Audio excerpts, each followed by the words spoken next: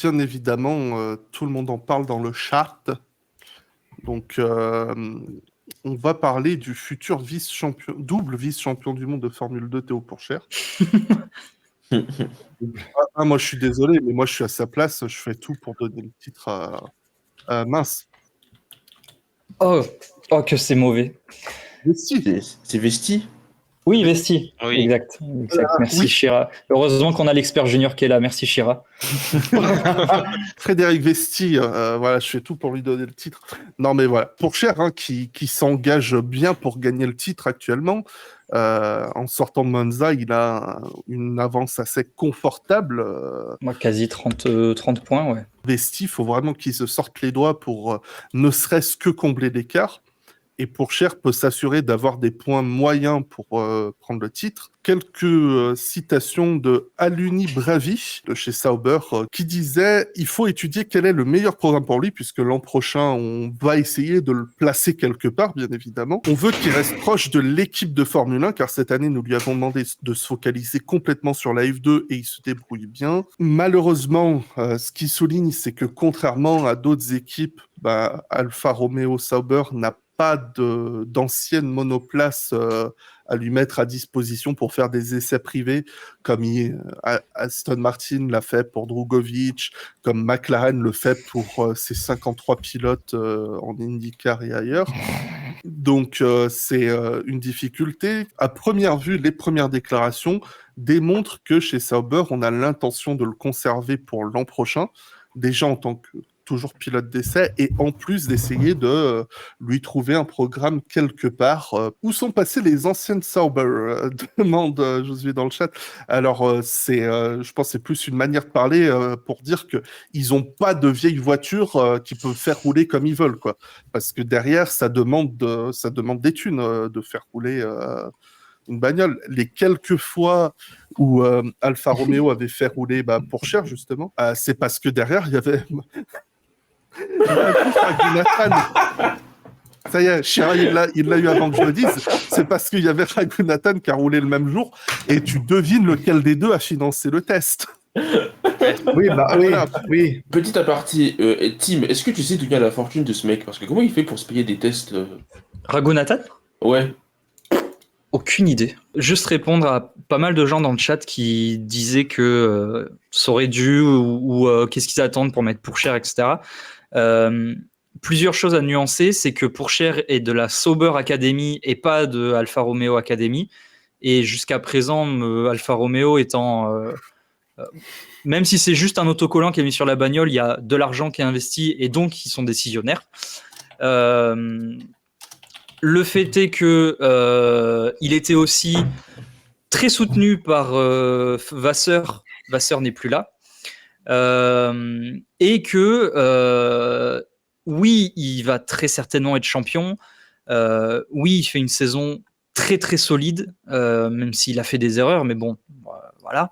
Il est encore jeune en soi, donc on peut le lui pardonner. Mais comme je le vois passer dans le chat, il n'a pas été étincelant. Il fait des bons résultats, mais c'est pas des résultats qui tapent aux yeux où tu te dis waouh, il faut absolument qu'on le fasse monter. D'ailleurs, si je dis pas de bêtises, il n'a pas gagné de course principale depuis Bahreïn, hein. Il a gagné qu'une seule course cette saison. Oui, il a gagné qu'une course cette saison, donc c'est très bien parce qu'au moins ça montre qu'il est régulier. Il y a aussi ça je pense que c'est ça qui est parti avec Pourchaire, c'est qu'aussi le fait que c'est sa 3e saison, donc je pense que les observateurs qui prennent les décisions prennent également ça en compte. Ouais, c'est pas aussi étincelant que ce que ça aurait, ce qu'ils auraient voulu peut-être que ce soit. Et puis le fait est que en fait, moi je pense que dès le départ, en fait, Alfa Romeo ne croyait peut-être pas tant en fait en le projet Pourchaire et que c'était vraiment plus quelque chose de Sauber et surtout de Vasseur. Et que quand il y a eu Vasseur qui a quitté le navire, Pourchaire s'est un peu retrouvé dans l'académie là, comme ça. Quand on voit comment est gérée l'académie Sauber, ça me choque pas trop que Pourchaire soit victime de cette académie. Et puis d'un autre côté, c'est un peu tiré sur l'ambulance, mais Pourchaire ne cède pas non plus parce que il refuse de devenir officiellement pilote professionnel dans d'autres championnats pour absolument avoir accès à la Formule 1, là où c'est totalement bouché et où ses chances de réussite, enfin de réussite, quand je parle de réussite, c'est d'accès à la Formule 1, étaient d'entrée de jeu très réduites. Même si là, à l'heure actuelle, il y aurait aucun débat pour virer Bottas et mettre Pourchaire à la place, le fait est qu'il était Bottas sous contrat, que Pourchaire arrive là à sa 3e année et que s'il y a une 4e année, alors très certainement il n'y aura pas puisqu'il sera champion, mais s'il venait à y avoir une 4e année, ce serait un échec cuisant et ce serait un aveu de faiblesse totale du clan Pourchaire. Et ça fait énormément de choses cumulées qui font que malheureusement, c'est un peu l'équation qui fait mauvais endroit, mauvais moment, avec les mauvaises personnes et qui fait que ça ira pas plus loin en Formule 1, en tout cas du côté de chez Alfa Romeo, je pense, parce que 2024, donc ce sera pas lui. 2025, Audi prend beaucoup plus de parts et aura un mot à dire, je pense, plus que important, notamment pour construire leur projet à partir de 2026. Et que si tu es une équipe comme Audi qui arrive pour gagner, tu ne vas pas mettre un rookie dans ta voiture. Tu vas essayer d'avoir un line-up de 2 pilotes, même s'il y en a un jeune, mais de 2 pilotes expérimentés qui vont pouvoir accomplir ton objectif de gagner. Parce que je doute qu'Audi prévoit de rester en Formule 1 pendant 20 ans et de gagner à la 20e année. Je pense qu'ils ont envie d'arriver, de gagner, de faire 5, peut-être 10 ans et puis claquer la porte et dire ok, on a fait ce qu'on veut. Comme ils ont fait partout d'ailleurs, hein, quand ils sont passés n'importe où, ils sont arrivés. Ils ont mis les moyens, ils ont gagné, ils ont dit ok, c'est bon, on a fait ce qu'on voulait faire. Voilà, c'est ça, exactement. Et pour le coup, le projet Pourchaire ne rentre pas, je pense, dans le projet Audi. Donc, voir Pourchaire en Formule 1 dans cette filière-là, Sauber, Audi, Alfa Romeo, pour moi, c'est mort, c'est bouché, et c'est impossible. C'est pas impossible qu'il trouve une option ailleurs, cependant. Même si à l'heure actuelle, Pourchaire ne rentre pas, je pense, dans ces cases-là pour avoir un baquet dans une autre équipe non plus. C'est juste mauvais endroit, mauvais moment, et il va falloir que lui et surtout toute l'équipe qui l'entoure se résout à se dire bon, la Formule 1, c'est pas pour maintenant. Ça peut arriver plus tard. De Vries est un parfait exemple, mais c'est pas pour maintenant. Eh ben, on va aller voir ailleurs et on va arrêter de faire les idiots, à refuser de la Formule I, à refuser de la Super Formula, à éventuellement refuser des discussions avec des teams en WEC, etc. Et on va se pencher sur ces options-là et on va essayer de performer là-bas, peut-être de gagner là-bas.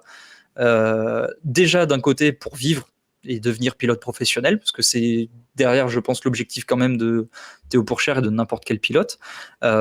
Et surtout pour potentiellement se réouvrir les portes de la Formule 1 ensuite. Donc, Franck qui demande, vous le trouvez vraiment convaincant Pourchaire, point d'interrogation? Moi, je suis séduit, honnêtement. Depuis qu'il est en Formule 2, je dis oui, et je trouve que il faut arrêter de se concentrer sur les pilotes qui mettent le feu partout où ils passent, parce que ces pilotes sont des anomalies.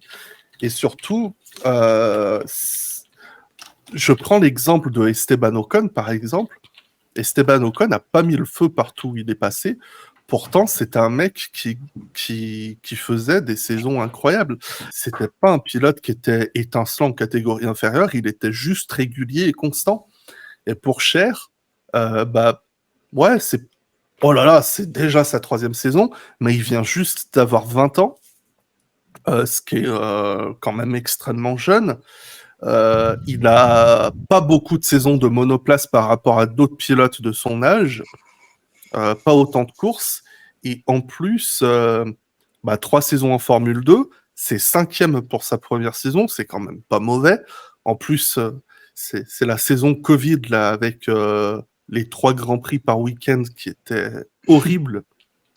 2e en 2022. Alors on disait que Drugovich a éclaté le championnat en 2022, c'est vrai, mais Pourchaire a éclaté tous ceux qui n'étaient pas Drugovich, parce que il termine avec je sais pas combien d'avance en 2e place, et sachant qu'il a eu que des ennuis sur les 4 dernières courses. Voilà, donc moi de mon côté, je suis vraiment convaincu par le pilote et il fait partie de ces gens qui ont affiché une belle maturité au fur et à mesure de leur carrière, je trouve.